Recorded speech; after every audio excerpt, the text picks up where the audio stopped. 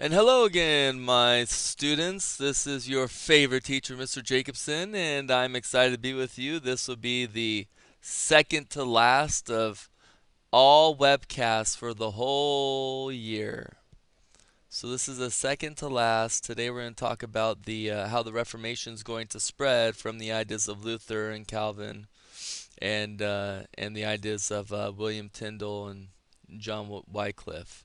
Um, Next time we'll talk about how the Catholic Church responds. They're going to go through a reformation of their own, and they're going to try to bring their church to be more in line with how the people were thinking for the time. So, anyway, that'll be for next week. Let's go ahead and get into it. Excited to be with you today. Okay, so the Church of England. The Church of England, though affiliated with Catholicism, separated from Rome in 1534 during the reign of Henry VIII. It is ruled by the English monarch. Monarch meaning the king is the head, or the queen is the head of the church. The church's seat of power is at Canterbury, and its spiritual leader is the archbishop over in that area. The Church of England was part of the Catholic Church. At one point, the England was all Catholic, but history happens and now it is not. So we're going to go a little bit into how that happened. So Henry VIII was responsible for the separation of the Church of England from the Roman Catholic Church in 1534. It bases its authority on an unspoken line of apostolic succession going back to St. Peter. The Church of England emphasized the teachings of the Church Fathers. Remember we talked about how the Catholic Church, they say that their authority can go all the way back to St. Peter? Okay, so that's all I'm trying to say here, just to help you remember why the Catholic Church states their authority and how it is. William VIII wanted Pope Clement VII to grant him an annulment of his marriage to Catherine of Aragon. Catherine had suffered several miscarriages, and Henry VIII wanted a son to carry on the house of Tudor. Now, um, Henry VIII had a daughter, and her name was Mary, with Catherine, but he wanted a son so that the name could continue on, and he couldn't get that, so he wanted annulment. Annulment is simply, it's basically saying it never happened. Divorce means that you were married, but then you were separated. Uh, and an annulment would mean it never happened. If people say you were married, they're lying, kind of thing.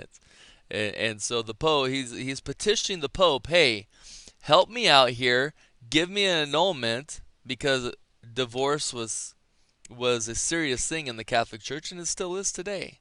Um, so he's asking the Pope to, give me an annulment so I can marry this other girl that I have the hots for, and she can most likely give me a son. Let's see how the Catholic Church responds.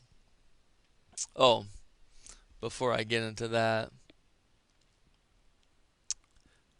yeah, so Clement felt obligated and he refused the annulment, mainly because Catherine was the daughter of the King Ferdinand and Queen Isabella in Spain, and Spain was like a huge supporter of the Catholic Church. So the Pope probably felt a lot of pressure to make the people in Spain happy, more happy than Henry VIII. And so anyway, it's going to cause a huge schism. So King Henry is going to break away. He's going to make his own church called the Church of England. He's going to appoint Thomas Cranmer, and he's going to be the archbishop, and he'll be the new head um, of the church, just under the king himself. And so you can go ahead and read here how he introduced the Book of Common Prayer, etc., etc. Anyway, bottom line though, although they did break away from the Catholic Church, a lot of people, citizens in England, hated it because it was still very Catholic, and England was already moving towards a more Protestant view of religion, and so they didn't like that the Church of England appeared so Catholic when they broke away from the Catholic Church.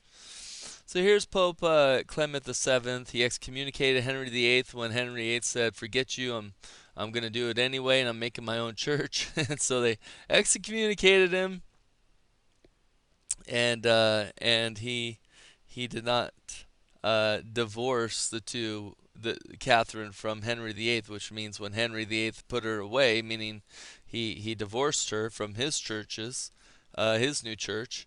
The Catholic Church said we don't recognize it, and so now you are an adulterer. So English Parliament approved many acts introduced by Henry VIII to reduce the Pope's authority in England. And one, Henry VIII had declared himself supreme head of the Church in England, and thereby separating from the Church of England and separating the Church of England and the Church of Rome. Okay, the Submission of the Clergy Act required all clergy to accept Henry's authority. All the clergy has to give homage to King Henry now. Supplication against the Ordinaries Acts limited the ability of the clergy to protest. Can't protest, it's against the law. An act in restraint of appeals forbade the clergy for protesting to the papacy.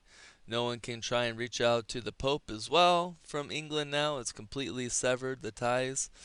Act concerning Peter's pence and disposition denied Rome the ability to collect money from English churches. Rome cannot collect any more taxes or money from the churches.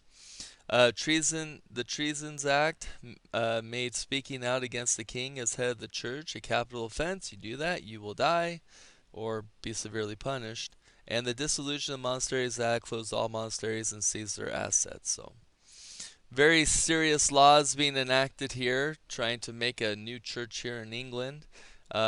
Also, there was the preparation for the Great Bible, which also was about to was being constructed. So we have the Great Bible, Geneva Bible, and the Douay Rheims Bible, and you can see when they are all put together at this time.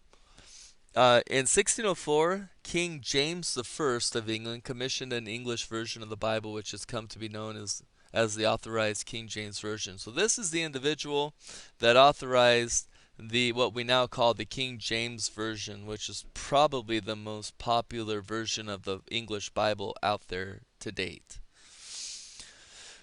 Okay, so Queen Mary I succeeds Edward the Sixth. Edward the Sixth was the son of Henry VIII, and Edward the Sixth unfortunately dies at the age of 20. It's sad. He's probably poisoned, but I don't know. I'm just it's very uncommon for someone to die so young.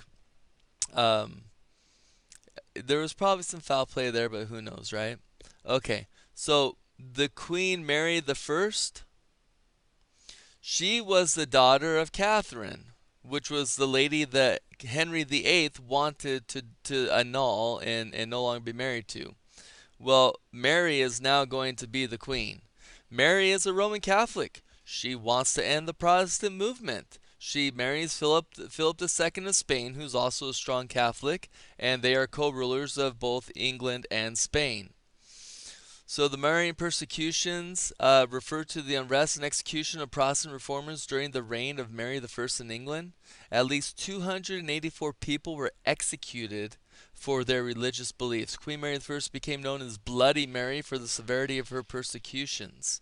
Bottom line, because Mary was a strong Catholic when she became the next ruler of England, and her husband also was from Spain, therefore having strong ties. They did not like Protestants, and anyone who would speak out against the Queen and the Catholic Church and try to promote Protestantism, she's murdered, killed them, lit a match under them, as you can see in this picture here. I mean, and not just to a few people. I mean, 284 people. Could you imagine 284 people being burned to death because they just believe religion should be a different way?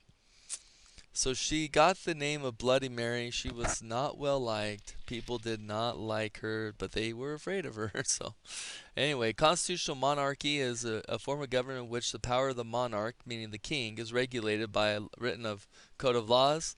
The foundations of England's constitutional monarchy is established in 1215 by the, you guessed it, Magna Carta.